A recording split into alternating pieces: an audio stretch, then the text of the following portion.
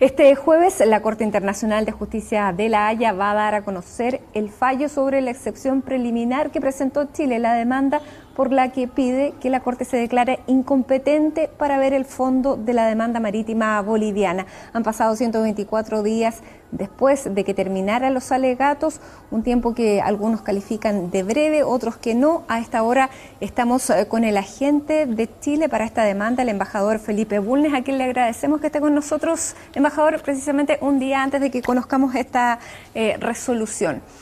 Embajador, ¿cómo podemos interpretar que sean solo 124 días cuando esperábamos esta resolución para el último semestre ya de este año? Bueno, primero saludarla, Matilde. Respecto a los plazos, siempre planteamos que esto podía ocurrir entre septiembre a diciembre del año 2015. Por lo tanto, estamos en un plazo completamente normal y no podemos hacer ninguna lectura, ni positiva ni negativa, por el hecho de que la sentencia se vaya a conocer mañana. Ahora, embajador, ¿qué sería un triunfo para Chile el día de mañana? Bueno, lo primero, explicar o reiterar que lo que estamos resolviendo en esta etapa es un tema de procedimiento, si la Corte es competente o no competente. Mañana no va a haber ningún pronunciamiento respecto a los méritos o la falta de méritos de la demanda boliviana.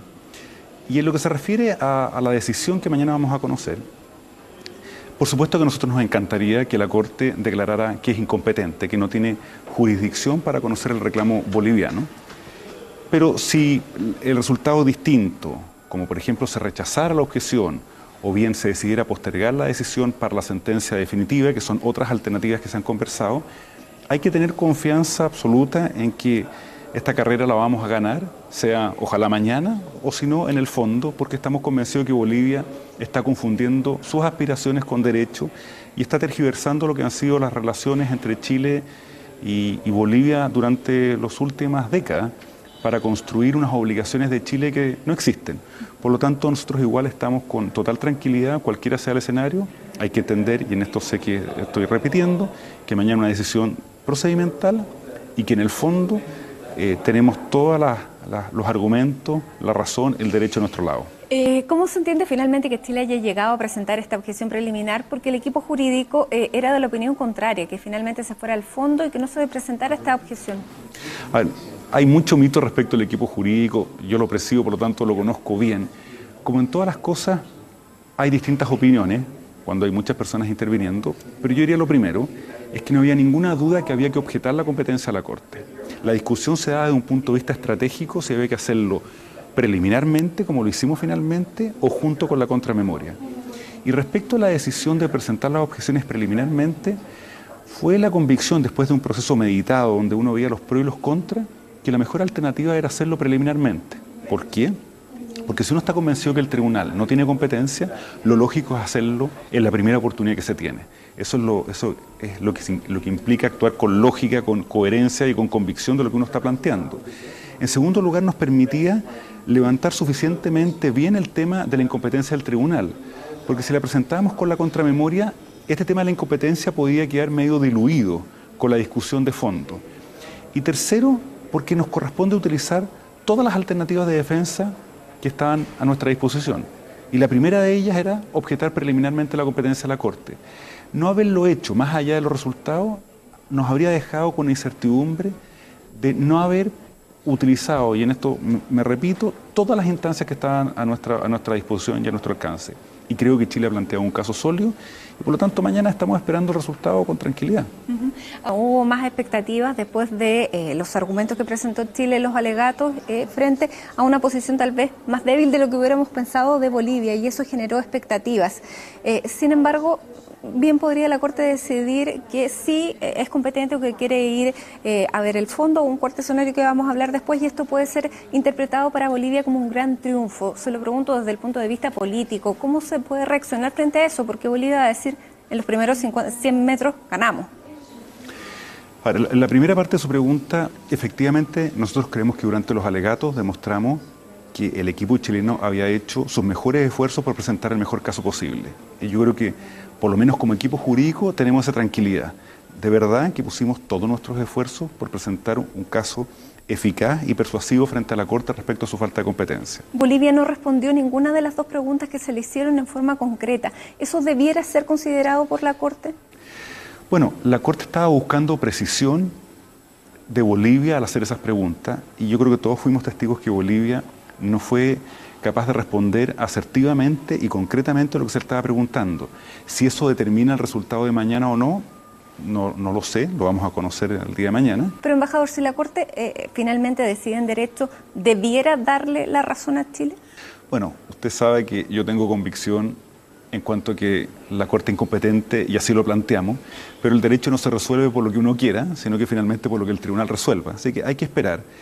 Y respecto a lo otro que usted me preguntaba, si es que Bolivia celebra o no celebra, yo creo que aquí es importante distinguir en forma muy clara entre lo que es la reacción comunicacional de Bolivia y la realidad. Y la verdad es que mañana discutiéndose un tema de procedimiento, y sobre todo si la Corte decide seguir adelante con el caso, la verdad es que Bolivia, respecto a su petición de fondo, que es lo verdaderamente importante, no haber avanzado ni un centímetro, porque mañana nada se resuelve respecto a el derecho de Bolivia a tener acceso soberano al mar por territorio chileno o no. Embajador, habíamos hablado de que habría 3 posibles escenarios, sin embargo, ha surgido un cuarto porque posiblemente la Corte pueda resolver de una manera combinada, que el fallo no sea efectivamente A, B o C, sino que sea un C más, C o D.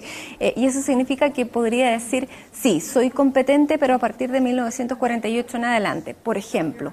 Y en ese escenario hay 2 puntos en que Chile podría tener alguna debilidad y es 1950 y 1975, cuando formalmente hubo una negociación encabezada por una autoridad chilena, donde hubo documentos escritos para una negociación tendiente a darle una solución a la salida del mar de Bolivia. ¿Eso podría ser considerado por la Corte?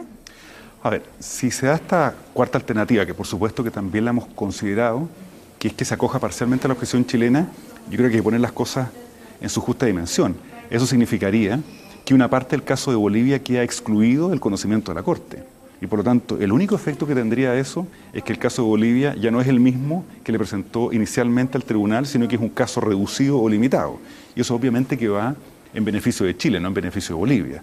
Y respecto ya a los antecedentes específicos que pudieran sobrevivir a la declaración de incompetencia del tribunal, me refiero parcialmente, por supuesto que Chile está preparado para responderlos todos. Con mayor razón va a estar preparado para responder una parte de ellos si es que el otro pedazo queda excluido del conocimiento del tribunal. ¿Por qué beneficiaría a Chile? Porque Bolivia ha presentado un caso completo en que postula que todos los antecedentes se necesitan unos a otros para fundar su posición y si la Corte excluye a alguno de ellos por carecer de jurisdicción, obviamente que está reduciendo, está cortando, cercenando el caso boliviano. Claro, pero ellos dicen que ellos no querían tratar, digamos, tocar el Tratado de 1904, con esto tendrían este argumento, sino que ellos están planteando que lo que ellos piden es que se cumpla una negociación que sí hubo después de 1948. Claro, yo entiendo el punto que plantearía Bolivia, esperemos la sentencia, pero en esto es importante en el presente, que se acoja parcialmente a la objeción chilena es un problema para Bolivia, no es un problema para Chile. Insisto, el caso boliviano, que ellos lo hicieron descansar en una serie de fundamentos, se vería podado, cortado en algunos de estos fundamentos que han invocado y tendrían que igual tratar de sostener su tesis, no obstante que una parte de su fundamentación ha sido eliminada por la Corte. Pero si ellos dicen que lo que quieren es negociar, eso sí les estaría dando la razón, esta fecha, digo yo. No, es que acuérdense que mañana estamos discutiendo solamente un tema de jurisdicción, sí, no de mérito. Y en esto, insisto, porque es importante tenerlo claro, si la Corte poda el caso boliviano, desde el punto de vista de su jurisdicción, Bolivia tiene que ser capaz de rearmar su caso, invocando o descansando en menos antecedentes de aquellos con los cuales estaba fundando su caso, que es un conjunto de antecedentes. Entonces, es importante esto destacarlo. Por supuesto que Chile va a estar preparado para tratar todos y cada uno de los intercambios diplomáticos que han existido entre los dos países, pero si se acoge parcialmente la objeción chilena, tendríamos que, o la Corte pasaría a descartar varios de ellos. ¿Jurídicamente Chile se puede ver obligado a negociar por una Corte? Nosotros tenemos la convicción, y lo ha dicho el canciller en forma muy clara, que resulta impensable que un tribunal finalmente nos obligara o nos dictara una sentencia en que acogiera la pretensión boliviana, que es importante destacarlo, en que Bolivia está pidiendo que Chile sea obligado a negociar y acordar una salida soberana al Océano Pacífico, una obligación de negociación con un resultado predeterminado. Y eso, la verdad es que cuesta imaginarlo, no hay ningún precedente en el derecho internacional fundado los antecedentes que invoca Bolivia que pudieran conducir a esa decisión. Por eso siempre hemos dicho que estamos muy tranquilos, independiente de lo que se resuelva mañana, porque hemos estado preparados desde el primer minuto para defendernos con fuerza, con convicción de la demanda boliviana, y sabemos que esta es una carrera que vamos a ganar, ojalá mañana, pero si no la vamos a ganar en la discusión de fondo. Embajador, se ha planteado también muchas veces de que si es conveniente pertenecer o formar parte del Pacto de Bogotá. A lo mejor en lo sucesivo ya no tiene ningún sentido hablar de la conveniencia de formar o no parte, porque no tenemos otros demandantes que nos pudieran llevar a eso.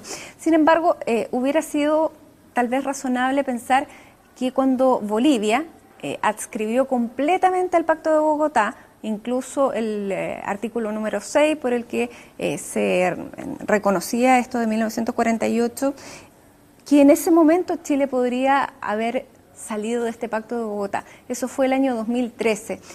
Fue el año que usted fue nombrado agente por el gobierno del presidente Piñera. ¿No se evaluó en ese momento salir de este pacto? Bueno, todo lo que se refiere a dejar de pertenecer al Pacto de Bogotá, desahuciar el Pacto de Bogotá o no, es una decisión política en la cual yo como agente no me puedo pronunciar, no me corresponde, y desde que asumí mi rol de agente, por supuesto que tenía un rol de presidencia en las materias políticas. Lo que sí puedo decir de un punto de vista jurídico es que desahuciar el Pacto de Bogotá, tanto el 2013, una vez que Bolivia nos demandó, como hoy día, no tiene ningún efecto sobre el juicio.